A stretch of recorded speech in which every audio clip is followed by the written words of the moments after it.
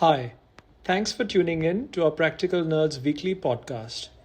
I'm Shub, and together with my partner and co host Patrick, we normally invest in founders in design, construction, renovation, and logistics technology. Many of our friends in the ecosystem wanted us to start a podcast on the built world, and in return, we decided to honor their request with a show about nothing at all. Nice. So it seems like starting 2025 with a fair bit of momentum, Patrick, episode after episode. Totally. I mean, someone else who's a long-time GP in a very, I think the fund is probably VC fund 45 years ago, 45 years old, um, said to me once, Patrick, the most important currency in VC is momentum. I'll leave it up I to see. everyone to judge whether that is correct or not, but fits here. Interesting. That reminds me of another anecdote, which I will, for good reasons, not go into right now. I also recall an anecdote of someone being very liberal with the definition of surge and what constitutes a surge. Yes, So, that brings back nightmares, yes, trauma. indeed. But hey, I mean, if we actually do keep momentum, I do think it's time this year. hmm I have kind of loved and it's grown on me our very hands-on intro that you recorded, and I think it's kind of it's endearing, hmm at least to me it is. But is it maybe also time that we maybe take that one and Do a 2.0 on it? yeah, Yeah, I think so. I think so. I mean, we're nearing the 2-year anniversary on the intro, so I think that anyway merits a refresher. I hear you. I think you've got something there. okay, maybe we just do a remix. We keep Uh-huh. the actual vocals, but we do a remix. So not only is it about nothing, now it's also hard to follow.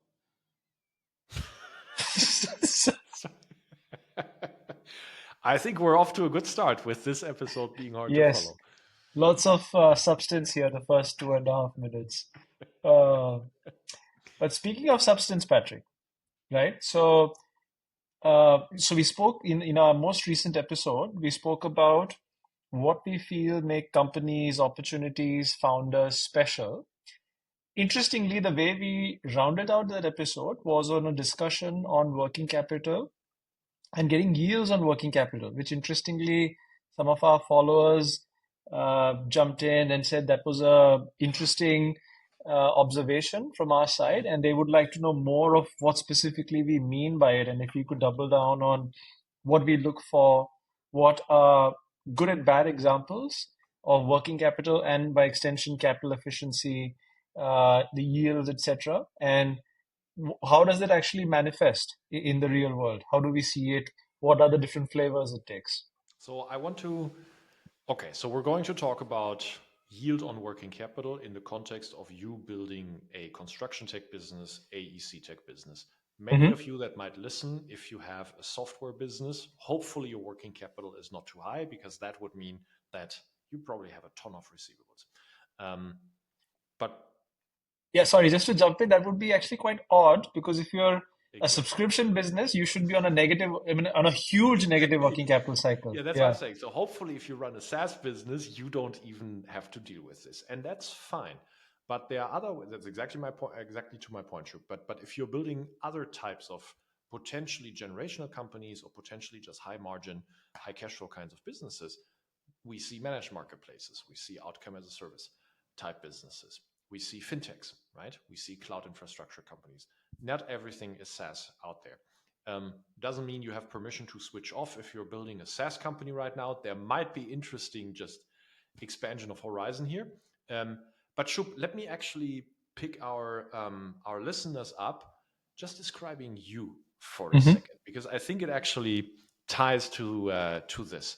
So, hmm guys, you have to know about Shub the following. So, Shub is a chemical engineer Uh-huh. who started his first career professionally working as a chemical process engineer, I think was the term, correct? That's right. Yeah. Oil and gas. So, you were making our planet much better, and making a lot of money in doing so. But then you decided, hey, actually, another path is for me. So you founded, sorry, actually, before you founded, I think you did your business education, right? That's right. Yeah, so you did your business education, and then you came from that, and the whole world has changed for you, right? So Hmm. everything all of a sudden was not about engineering, it was about business. And so you came back a completely transformed person, and then everything was business. Okay, so Yeah. taking a little bit leeway here of telling the story, but as it relates to this, in fundamental, guys, when you work with Shub, you have to be really prepared of having your numbers correct. That is, if you're a founder working with him, but also if you're a colleague working Hmm. with them. Shub, the amount of times that you have called someone out for using the wrong financial statement terminology, Yeah.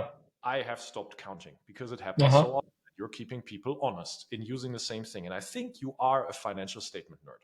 Mm. I really think so, right? And so Yeah. maybe that's the combination of being an actual engineer and someone that was actually trained on business, which not many Mm. people actually, whatever. So tell us, in your financial nerdiness, maybe let's Hmm. start with this. Hmm. What's working capital? Okay. So look, the very technical definition of working capital would be receivables, and we'll expand on each of these terms in a bit, but that would be receivables minus payables plus inventories and any other. No, actually, that's pretty much it. For 99% of the businesses, that's it. There may be some funky business models where you have some odd forms of current assets and current liabilities, but hopefully that doesn't describe you. We'll get into, I mean, if you fit that description, get in touch with us and maybe we'll help you figure out what your working capital is. But for 99% of the businesses, it's receivables minus payables plus inventory.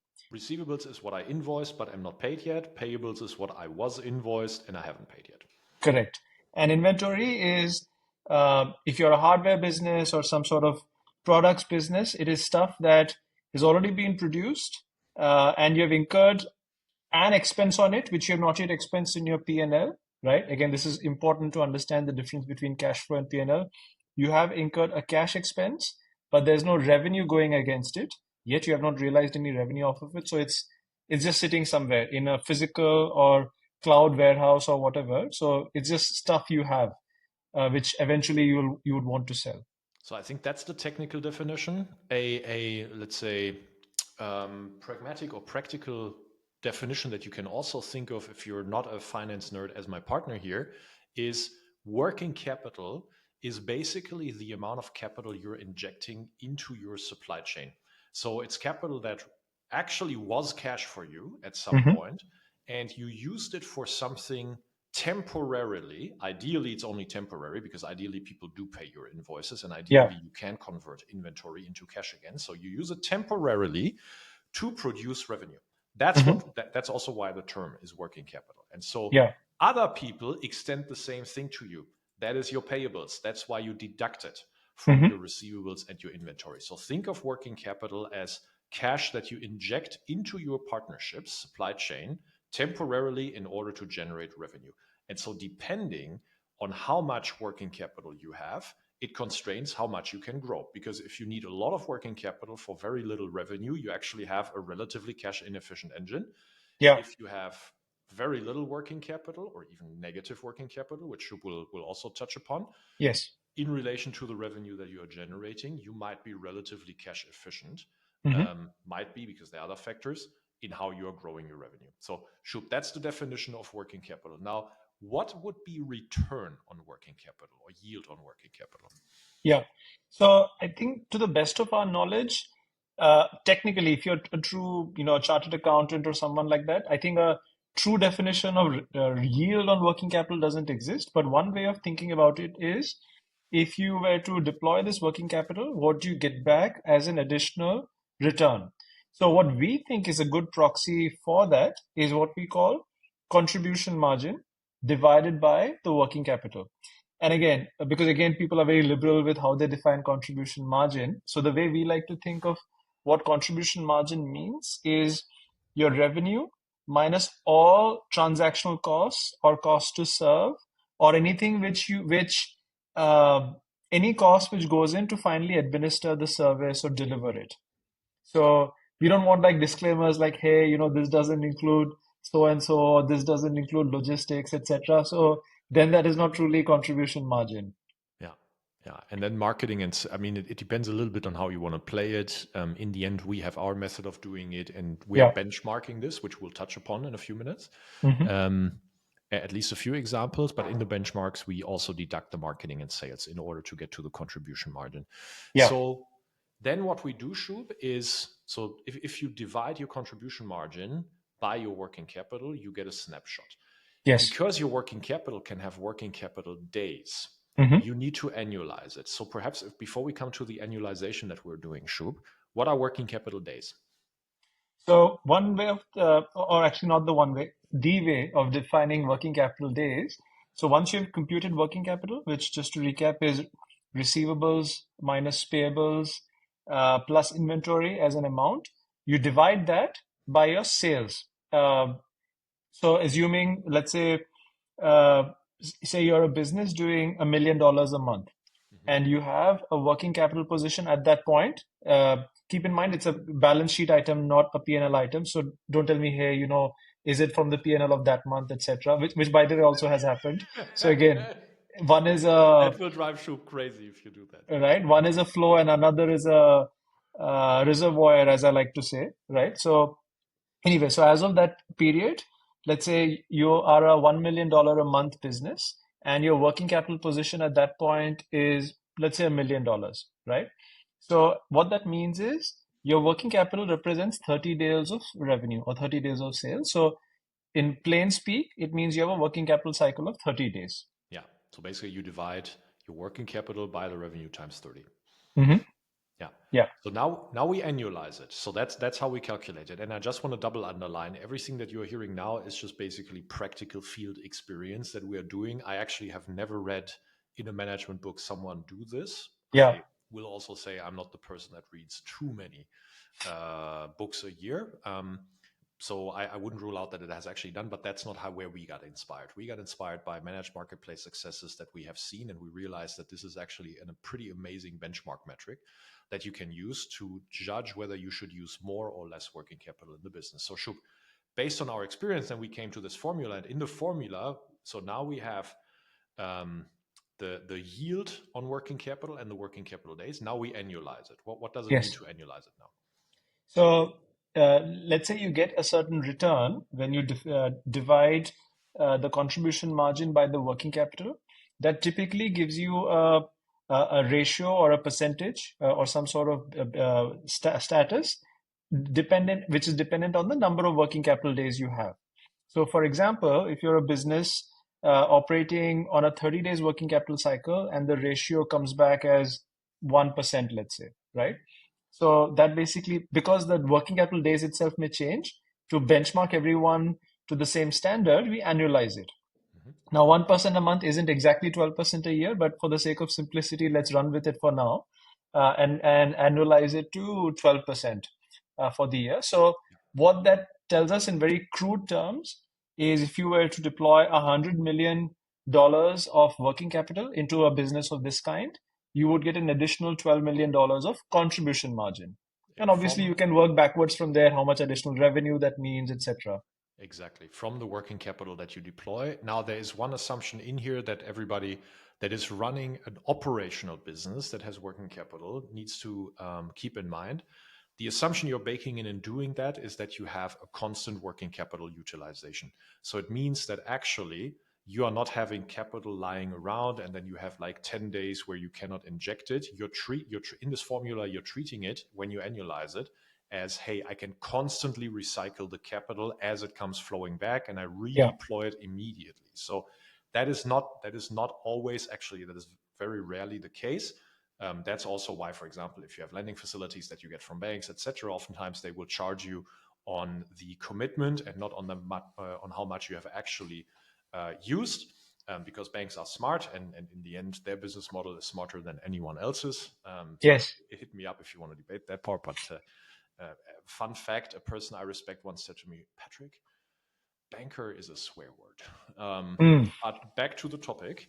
So that's the assumption you're baking in, right? Is that you constantly recycle and utilize your working capital to the fullest. Yeah. So now we have understood it. Let me just summarize. We are using the contribution margin after cost of goods sold, cost to serve, logistics, marketing, and sales, whatever would go, all of that into that. We're using that. We're then taking the snapshot item from the same month of the working capital. We would do this for multiple months just to get a triangulation. Mm-hmm. We calculate the working capital days, and then we, in doing so, annualize it towards the Yes. full year. So now we have something that is amazingly benchmarkable, right? Because Mm-hmm. now if you're a managed marketplace, if you're an outcome as a service company, including robotics, by the way, or if you're a fintech, these are like three models that in construction tech and AEC tech, we see this all the time where working capital gets injected. Mm-hmm. What we do is we benchmark. We want to talk to you guys a little bit about the benchmarks that we use and just how we are seeing it, because I think understanding the formula is only half of the interesting point. The other half is, hey, what's actually a good range and good spread? So we'll Yes. talk about that. Before we do that, Shub, one of the things that drives you and me and the whole colleague team here crazy Mm-hmm. is when other VCs do not understand first principles of business mechanics. And Yeah. we had such an instance with regard to working capital, specifically in the years, I don't know, 22, 23, maybe even 2024, basically Yeah. post the boom of 2021. What was that? I mean, I think you experienced a lot because you do a lot of managed marketplace partnerships. Yeah. I mean, look, so it's been like a bit of a roller coaster, right? In the sense, I think prior to 2020 or so, I think there would be a lot of VCs I would find, and therefore as an extension, founders who would basically repeat what they've heard from a few other VCs who would say, "Hey, working capital is bad," and they would say something along the lines of, "This business has work." So the way it would be said was, "This business has working capital, and therefore we can't back it." As if like that by itself is some sort of a taboo word, and there's some problem with working capital as a concept. Then I've also seen the same VCs, literally the same VCs, then suddenly jump on the working capital bandwagon, looking to back, businesses that deploy working capital, and then go to another extreme to say, hey, working capital is how you generate margin, and then again they forget everything else and they only look at the margin, right? And I've seen such VCs even back models where the person comes on board and in a marketplace context would come on and say, hey, you know what? It's very important for us that we get upwards of 10% gross margin, which is why we are keeping inventories of products, etc., to maximize price Oh my God. realization. That Which is fine. inflates your working capital. Correct. But then when you inquire with them, okay, how long do you need to keep inventories? It's like 90, 100 days, maybe more. So go back to the formula of working capital. It's receivables minus payables plus inventory, Yeah. right? Or even in many cases, they're sitting on enormous amounts of receivables. I've seen that as well.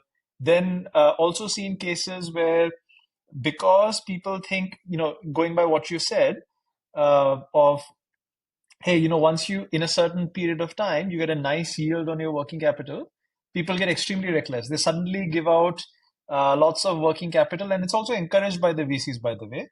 Lots of working capital as receivables to, let's call it unworthy customers who shouldn't be given working capital in that manner. And then, so keep in mind, it only stays on the cash flow statement and balance sheet, assuming it is truly working capital. If that receivable is not paid back, then you see a permanent loss, right? And I think that is also when the what is that? The chicken come home to roost, or something along that Sorry, line. sorry, I'm an expert in German idioms. Other idioms don't interest me. Okay, so I think even so, I've seen some, let's say, weird ups and downs with how people, sometimes like working capital, sometimes completely ignore it, sometimes think, hey, working capital is the best thing, so I'll suddenly use that as a growth hack in a very arbitrary way. Uh, and I feel like why does it quite often? I feel like it's why does it have to be like this weirdly binary Yeah. all or nothing sort of approach with working capital? It could be a more metricized approach as we have sort of found ourselves practicing. how many things do you know in life that are actually like black and white? Yeah, exactly. So you need to factor in a combination of um, items, attributes, etc., which is exactly what we are trying to do with our yield on working capital formula and then benchmarking that. And I think it's it's such a powerful metric for founders that run a business that does grow with working capital, because I think in this anecdote that you have shared, right? And I think what you just shared happened to you multiple times. It didn't happen like once. It happened Yes, like, oh my, because we've been saying it here, Shub. The VC industry is a parrot industry. It is yeah, really, oh my God, all of a sudden someone says something and then let me reparrot it, and people forget the first principles. They actually do not spend the time thinking yes, about why someone might say that, right? And so then they come, oh, margin is the fad of the year, and they go into board meetings and they tell their businesses, yeah, I'm not lying, like this is what happens. We need to push margin. yeah, At this point, founders need to take a level-headed approach, even-keeled approach, and just think, no, hold on, what are the fundamentals of my business? And so if I'm running a working capital business, this is a fantastic way to think about it. mm, Because what it means, and I want to provide that perspective here, right? So what it means if you have a high let's work through a couple of generic examples, and then we go to the benchmark examples. okay, Let's say example one. You have a very high contribution margin. You have a low working capital, and you have a low number of working capital days. mm-hmm. Let's say you have a business like that. Yeah, You will have an insane return on working capital. And the question you will have to ask yourself is, okay, could I have an even higher margin if I threw more working capital at it, yeah, plus more days? In such a scenario, the answer might be, no, I'm just not a working capital business. It's just yeah, not what my customers react to. Okay, so example one. But it's a good question to ask. mm-hmm. Example two, you have a relatively low contribution margin, let's say, I don't know, 2%, Mm-hmm. right? And you have a relatively high working capital in relation to your revenue, so high working capital days, etc. What that tells me is, if you throw more working capital at it, you're just exacerbating your problem, Yeah, right? Because your customers will be used to the heroin addiction here being working mm-hmm. capital. They will be used to paying late. Your suppliers will be used to you paying early. That's how you get this kind of Yeah, working capital, etc. And then if I throw more working capital at it, I'm actually creating a bigger problem. But there are sweet spot situations where the middle scenario is, hey, you have a relatively high contribution margin, 20%, 30%, 50%, something like that.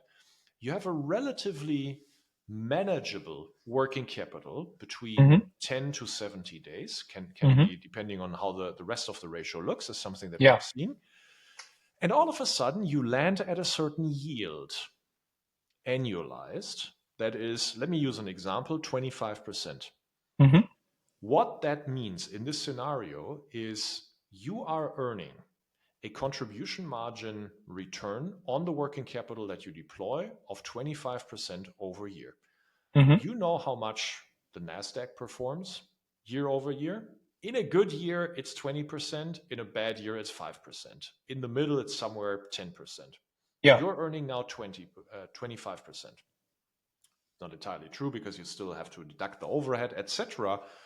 But the point still stands. You know how the best performing hedge funds perform? 50 to 60% year over year. And that is like the cream of the crop. Most of the mm. hedge funds actually do not earn the cost of capital, and they would maybe be somewhere around 10 to 15% if they are better than average. You Yeah. now earn 25%. Is that a dream number, Shub, that I'm giving here as a scenario? No, not a Am dream I making number. this up? Oh, you're definitely not making it up. I think we have enough examples, anecdotes, and hard data to say. I mean, look, we have case studies of much much higher yields than that from our portfolio and outside as well. I think around the 25% mark is where it sort of makes sense. And if it is something that can be done at scale, at increasing scale, it's something which is repeatable, which is likely to respond favorably to working capital and is also an attractive model to lever up for working capital. And what I mean by that is not to use equity for the purposes of working capital, but to raise lower cost debt and lever up and use it for working capital, because then what you're doing is you're also, to the equity investors, you're passing on the spread. Exactly. Explain Yeah. that. Okay. So let's say you're getting delivering a yield of 25% on the working capital, but you're using debt at, uh, I mean, okay, a better performing company hopefully can raise debt at lower cost, but let's say you're a very early stage company in a high yield market. So let's say you raise it at 15%, let's say, Right. right? So the additional 10% The completely 10% is, flow. so the spread you're saying is 25% that I earn minus the 15% that I pay. Yeah. That's 10%. In fact, let's make it even more tangible. So let's say you've deployed $10 million of working capital in a year, right? And you generated a yield of 25% on contribution margin. Mhm. And the cost of that debt is 15%, right? Which is 1.5 million in interest expenses, finance costs, whatever you want to call it. Clear? The additional 1 million is profit that flows to the shareholders of the company, Yes. right? Which additionally juices the return of the equity beyond the 25%. So basically, the return on equity then is higher than 25% because, again, I don't want to get into the details of it, but for those of you interested, there's a concept called weighted average cost of capital, etc. Because the debt is cheaper, the equity return is increased. Perfect. Yeah. So these 25% are not fantasy numbers. These 25, we didn't pull them out of our fingers. We didn't wake up in the morning and, you know what, Shub, what's a really nice number? Shub loves primes. Patric loves 25. We go with 25. That's not how this happened. It's been 7 years or maybe even longer for you, Shub, of market observation of what is actually happening. We have in our so I'm looking at our benchmarking sheet where we track this for ourselves. We track it for 3 kinds of companies, but it's applicable to every company that produces working capital in order to, that produces working capital. We track it for mostly managed marketplaces, outcome as a service businesses, as well as fintechs within Mhm. construction tech, and all of that within construction tech and AEC technology. Shub, let's maybe start with, I think, the OG of this that inspired us. Let's maybe start with the fintech Mm. businesses that we have looked at. And so there is a company that is by now very, very substantial. Maybe you can briefly Oh, describe yeah. what they do and then briefly describe how they inspired us to come up with Yeah. this. So we're not taking any names, right? That Or we are don't we? know because we Okay. want to Yes. give the numbers. Let's not give the names. Yeah, so let's not take names here. So it's a very large company, one of the most valuable companies in this space, basically. And what they do is essentially, I mean, so they do a few other things, but the core of what the business does, which is the main breadwinner of the company, is offering purchase financing loans to businesses uh, to finance their tender awards. What that means is you've won a tender and now you need to service it. In order to service it, you need to purchase raw materials, consumables, and the like. And you therefore, this company provides financing to those businesses to And this make these company, purchases. the customers would be construction customers, heavy industries, etc. Correct. Exactly. That's right. And what they would do is they would underwrite the transaction, which again, maybe that's a different episode to do, but they would underwrite the transaction, not other things, etc. Again, before people generalize what they're underwriting, etc. But they underwrite the transaction, and based on that, they extend a loan. And this business, it's a phenomenal company, a proven success story, I would say.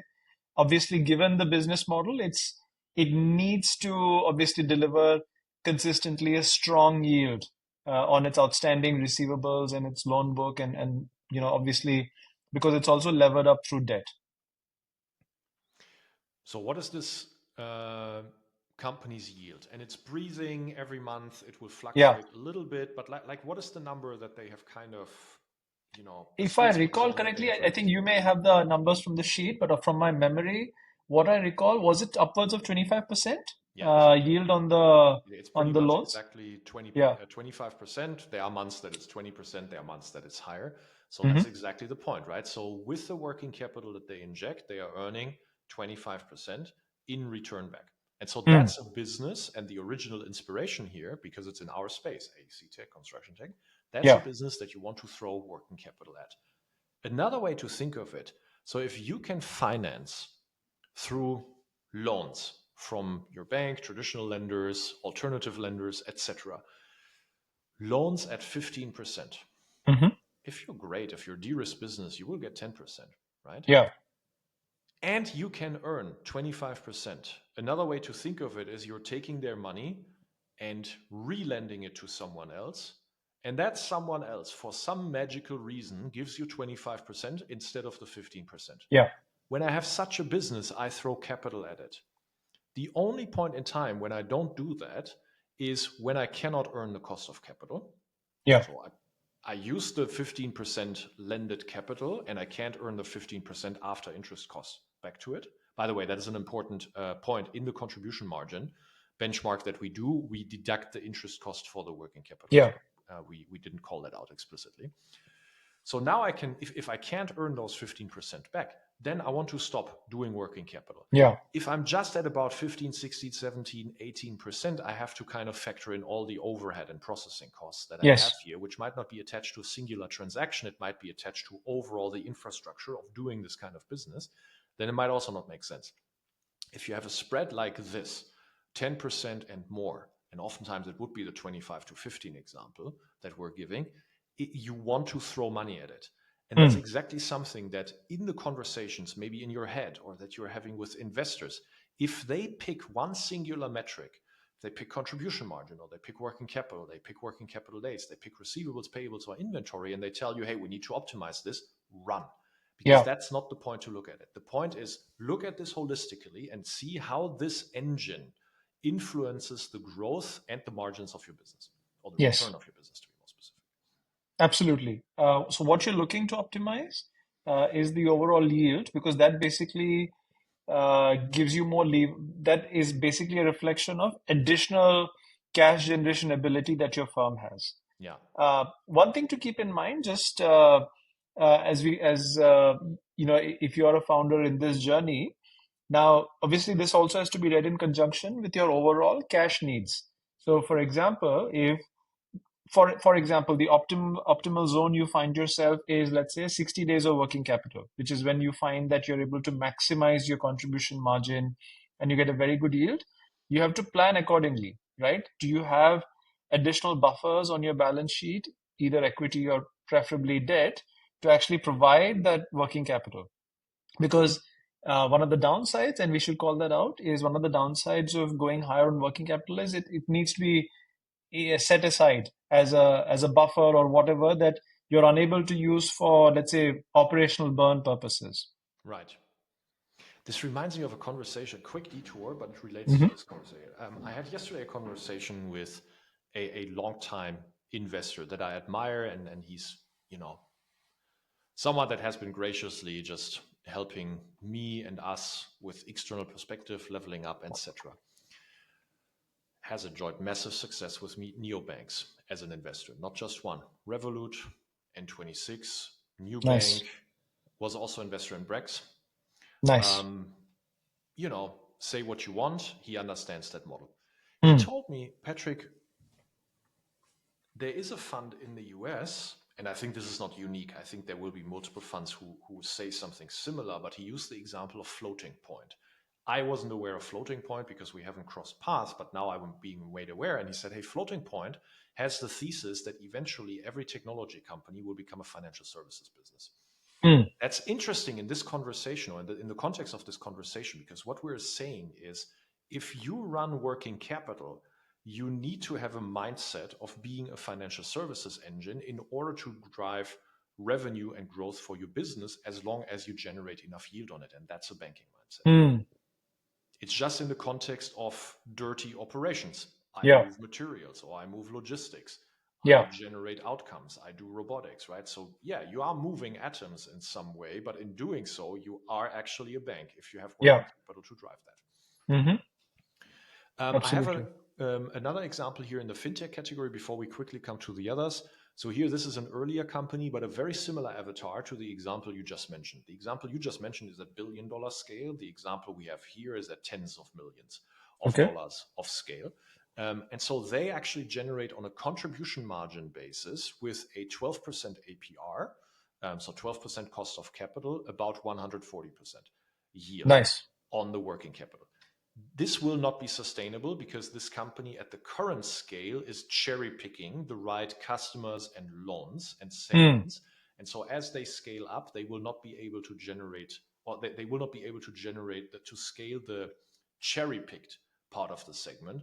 But if you're here, these are real numbers. So if people think, oh my God, how do I ever generate 25%? That is not the rarity. Yeah. That is completely normal, actually. Shub, let's talk maybe about two types of managed marketplaces that we also Mm-hmm. benchmark. So we have a managed marketplace that is more a supplier on record towards Mm-hmm. end customers in Mm-hmm. construction, GCs, infrastructure companies. And we have managed marketplaces that we benchmark here. We also have logistics, but let's leave logistics out. I think that's Sure. something else. We have managed marketplaces here that are more in the business of selling to resellers or selling to Mm-hmm. distributors, to Okay. wholesalers, to retailers. They track quite differently. So maybe first talk to us about the managed marketplaces that sell to like big construction customers directly, etc. Like how do they track? In terms of yields, you mean, or number of Yeah, working capital days? yeah. I mean the whole formula basically. If you can provide a little benchmark here.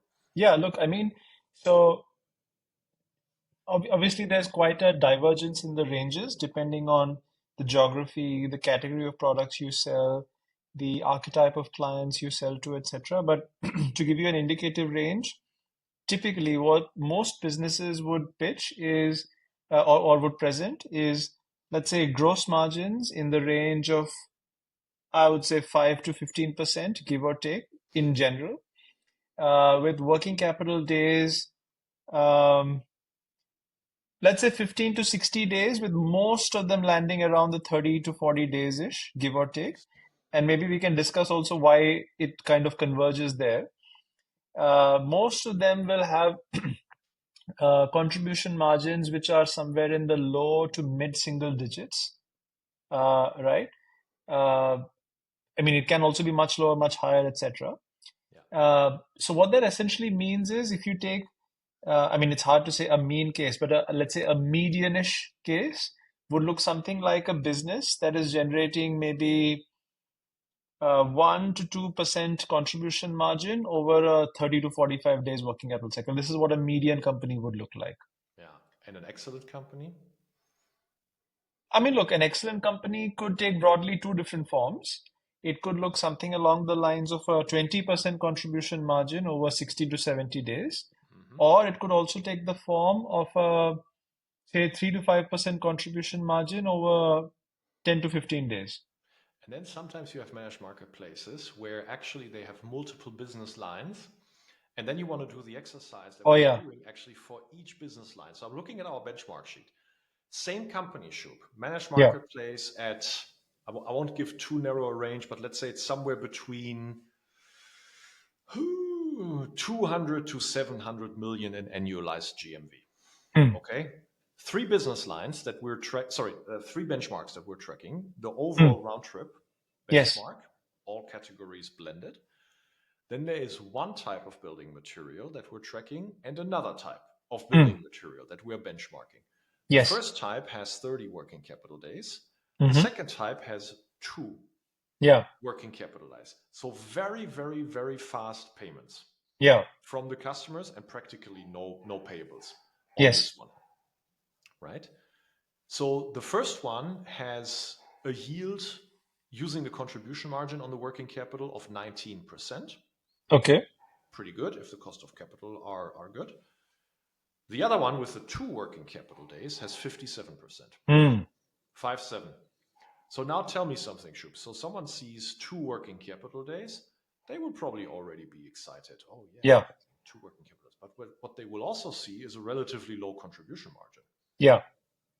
So, before I answer your question, I remember that the specific company you have in question, over the last year and a half, one thing in particular that we have been stressing on, and something we've also been discussing with the CFO this firm has, is to think of themselves as a bank. Mm. right? Also going back to the conversation you mentioned with your investor. So you have to put on the bank mindset because, as we mentioned in the previous episode as well, this is a capital allocation problem, Yes. right? Now the thing is a very unidimensional way of looking at this. Maybe to say, hey, you know what? Either maximize margin, so go with the business line which has the maximum margin, or go with the business line which has the lowest working capital days, or go with the business line which maximizes your yield on working capital. Now, the thing is, in when you put these things together as a composite whole, and anyone running a construction business would probably relate to this because it's not like a FMCG supply line or like an automobile factory, right? Where you just, start your business and you have working capital ready and everyone's just supplying orders in a very systematic and rhythmic fashion. It's it's you have your working capital deployment available, but you're also sourcing orders at a time. And sometimes depending on the nature of the industry, some things happen before the others, even within the same organization that might be your client. And Right. so you cannot just arbitrarily decide that, hey, I'll only do this, not do the other, because maybe, as you rightly pointed out, it also depends on what you can effectively deploy in that month or that quarter. So actually, you need to map out what the opportunity is for that month and that quarter, and sequentially lay out your working capital deployment. Perfect. Nothing to add to that.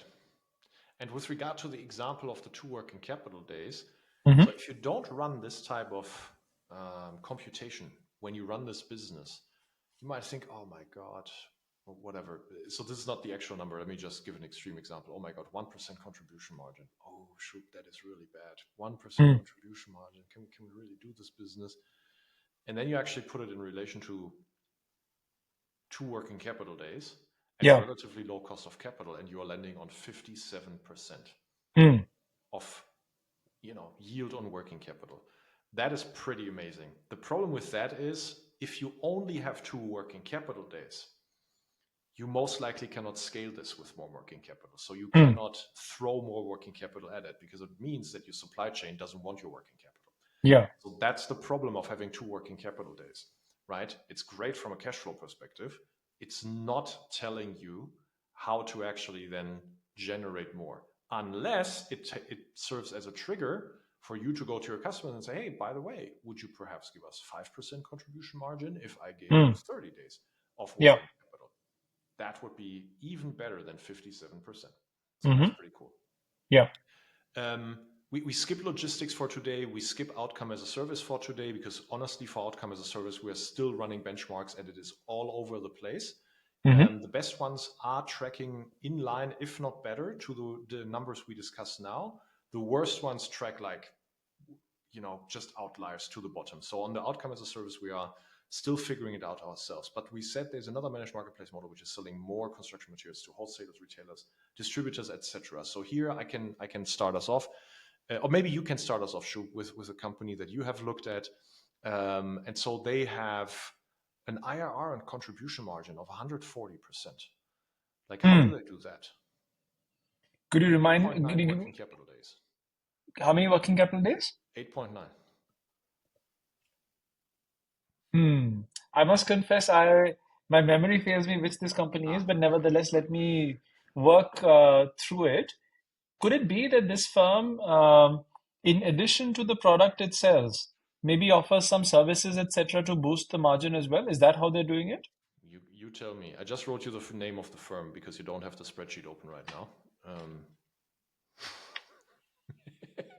Oh, I see. Okay. Yeah, it's that firm. So, so the firm that you mentioned actually uses a combination of uh, deploying working capital for the products it supplies, and in addition, for additional products, also extending financing provided by third-party debt. So Aha. you kind of are double dipping, if you will, the sources, and you're also in some ways controlling the advancing the way rate at which you get paid because there is some sort of factoring provided to get yourself paid as a platform, if that makes sense. And the third party booster Hmm. doesn't flow through this company's balance sheet and cash flow statement. It's No, basically just matchmaking that's right. or helping with underwriting actually. So yes, although interestingly with this company and another very similar company that we've seen, there's different kinds of boosters that you can use, right? So going back to our model on the uh, receivables minus payables plus inventory. So another model that exists is you can extend receivables to your clients because that helps boost the potentially maybe the customers are more willing to pay a higher price because they're allowed the flexibility to pay back later. And but meanwhile, to make sure your liquidity position is protected and your yield boosts up in terms of working capital days, you actually increase your trade payable days even further Hmm. by getting the trade payables factored by your suppliers. Brilliant. Yeah. Brilliant. So in So fact, in the you formula, I have a higher payables that I mhm, deduct from my yeah. receivables. So in fact, if it think about it, if you structure it like that, and we have two such instances in our portfolio, in effect, what that means is in a steady state, in any case, you are extending credit to both parties. But if you manage to pull this off, what it means is quite literally your suppliers are extending credit to your customers, and you are just sitting in between, pocketing the difference. Nice. And you help with underwriting, you help with distribution for the Yes, for the third party lenders. yes, Oftentimes that's a problem for them, hmm, underwriting and actually selling efficiently. that's right. There's another one. So this one is probably the most curious case that we have, and it has to do with the deficiency in the business model. Sorry, that we have looked at, and has to do with the deficiency in the business model. So similar space as the one that we just discussed. So this company, if you use the gross margin, which is before marketing and sales, Hmm. um, and before logistics, if I remember correctly, I have to double check on the numbers, but let's assume Okay, also before logistics. This company on the gross margin would generate a yield of 200%, in excess of 200% actually, on okay. the working capital. Hmm. If you stop here now as a founder and you're telling yourself, no, contribution margin, it's so difficult, Patric, let me use gross margin, you might be thinking you're doing a terrific job. The Hmm. same company, once you use the contribution margin, after marketing and sales, after logistics, after interest cost, minus 220%. So they Wow. actually have a negative contribution margin, and that's how you get to the negative yield, right? Hmm. On the working capital. Completely terrible business. So in itself, you shouldn't be growing this business. You should be Yeah. fixing your unit economics. So that's something that already you should understand. And if you now throw more working capital at it with more cost of interest, etc., you're just Yeah. exacerbating the problem for a second time. You're Yeah. growing too fast and you're spending too much money. You're spending too much external money that you lended. And you're draining out the return for the equity shareholders. Minus 220%. Do you know how Hmm. bad you have to be in order to get there? Like, Yeah. it's not easy to actually do that. So I guess the message here is, hey, not just because you run a managed marketplace with construction materials, you will be fantastic. Actually, that's not the case. But if you are exceptional in building such a business, fintech, managed marketplace, outcome as a service, within construction and AEC tech, you can generate 20, 50, 140% of Hmm. yield on working capital, as our benchmarks show. Yeah. If you're a software business, most likely this is, sorry, a SaaS business more specifically, most likely this is not something for you. Most likely your model isn't suited for that. But as we've discussed, other models are also darlings in AEC tech. Actually, so I hear you, but even in software businesses, I would argue there are interesting ways um, to look again. Just to be clear, it's not perhaps ever going to be very working capital heavy, but there's interesting ways in if you define the problem statement as, hey, can I deploy additional capital to make a yield on it? Mm-hmm. The way you could perhaps do it is by introducing more and more services through training, through Yes. workshops, through other such value-added things. Um, and if people are hearing this are wondering, hey, how is that working capital? It is in some ways working capital because what you're doing is you're deploying salaries of professionals Yeah, who may have salaries, been. your payables. It's very directly tied Yeah. to the people involved, and hopefully you're getting good yield on them. In some cases, depending on the format of the services administered, you may be paid before or after that is done. But again, hopefully you're doing these trainings, onboarding, other value-added services as a SaaS company because you're getting a good yield on the money you're deploying into these That's a great point, initiatives. I think. Digital adoption platforms historically are exactly that. Palantir's sales model would Mm. also fall into that category. I've looked at and I really, really like the firm, at a lead gen software firm for Mm-hmm. for construction materials suppliers companies, that has such a consulting heavy or service heavy, white glove heavy approach. And Okay. you're right, for these, if you treat the salaries that you invest as payables, the formula still works. You can still Mm-hmm. use it and inform yourself in a more holistic way whether what you're investing is actually generating sufficient yield on that. And actually, you inspired me. Another one would be if you're running a software business that is selling tokens, Okay. and you have a relatively high cloud infrastructure cost. If you sell a lot of tokens before they are being used, Mm-hmm. and you stretch your payables to a Mm. relatively late date after the token has been used, you will also have a fantastic yield on this working capital, I see. because you're generating a lot of receivables without the cost of goods sold that Mm-hmm. actually come for this, and you're stretching the payables even further. That's quite So interesting. so what I'm saying is, you could, for example, give discounts, which is your working capital Yeah. equivalent. It's a bit distorted. We're kind of force fitting Yeah. it now, but the logic is the same. You're kind of giving a lot of discounts to sell tokens. Mm-hmm. That way, you're generating a lot of negative working capital, I see. and that's how you then get an interesting yield on Mm. it as well. That's pretty Yeah. cool. Awesome. Hey, look, I mean, I think you and I, when we started this episode, we're like, holy moly, how do we fill more than 20 minutes? Well, 51. There you go. Well, but it was also 5 minutes intro. All right. I hope this was useful to people. We, at least within AEC Tech, construction tech, think that these are things that are absolutely worth thinking about, because your customers will Mm-hmm. love financing more often than you realize. And then if you are in control of your own cash flow and growth function and the interplay between the two, you can make good business with it. Absolutely. Thank you, sir, for the good chat. Likewise, sir. Look forward to Cheers. the next. See ya. See ya.